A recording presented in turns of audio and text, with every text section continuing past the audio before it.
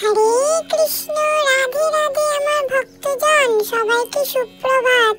এই দেখো, আমি সকাল সকাল উঠে পড়েছি। এখন দিদি আমাকে ভালো করে মুখ হাত পা পরিষ্কার করে দিচ্ছে। এরপরে আমাকে সকালে সেবা করিয়ে দেবে আমার দিদি ভাই। তোমরা দেখতে থাকো আমি সকালবেলায় কি কি সেবা করি। এই দেখো, দুধ আর বিস্কুট। আমি তো ভালো ছেলে, আমি তো তোমাদের ছোট্ট বাবু না, তার জন্য আমি দুধ আর বিস্কুট ঝপঝপ করে খেয়ে নিই।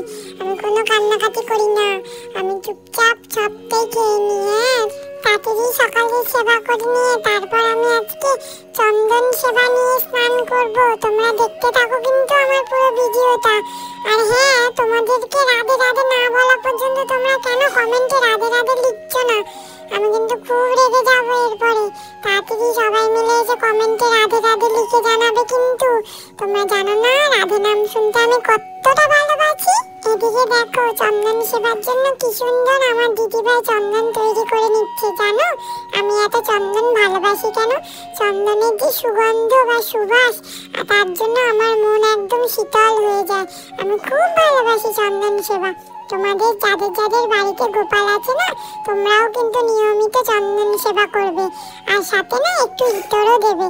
তাহলে দেখবে আমার মন কতটা সুন্দর থাকে, কতটা শান্ত থাকে। আর হ্যাঁ, চন্দনের সাথে সাথে কিন্তু আরেকটি আমার প্রিয় জিনিস, সেটা হচ্ছে তুলসী পত্র। সেটা আমার স্নানের জলে, খাবারের সাথে কোনোটাতেই কিন্তু দিতে ভুলবে না। তুলসী পত্র আর চন্দন এই দুটো খুবই আমার প্রিয়। তোমরা তো সকলেই জানো তুলসী পত্রকে আমি কেন ভালোবাসি। জানো, তুলসী পত্রের নমনীয়তার জন্য, শীতলতার জন্য আমি তুলসী পত্রকে খুবই ভালোবাসি। আমার প্রত্যেকটা ভোগের ছোঁয়ায় বা আমার স্নানের জলে আমার বুকের ওপর যে যে তুলসী দিতে পারে তাকে আমি অনেক ভালোবাসি।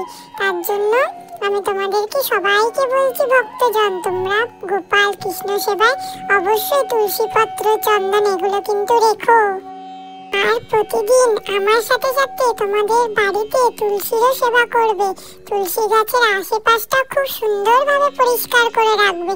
তাহলে দেখবে তোমাদের বাড়িতে সুখ শান্তি সব বজায় থাকবে। কখনোই তুলসী গাছের আশেপাশে কোনো আগাছা বা আবর্জনা হতে দেবে না। তুলসীকেও দেবী রূপে পুজো করবে তোমরা সকলে। উফ বাবা, সাথে কত গরমও পড়েছে, একটু তাড়াতাড়ি চানটা করিয়ে দাও না গো দিদি। আমি তো অনেক কথা বলতে বলতে আমার গলা শুকিয়ে গেল।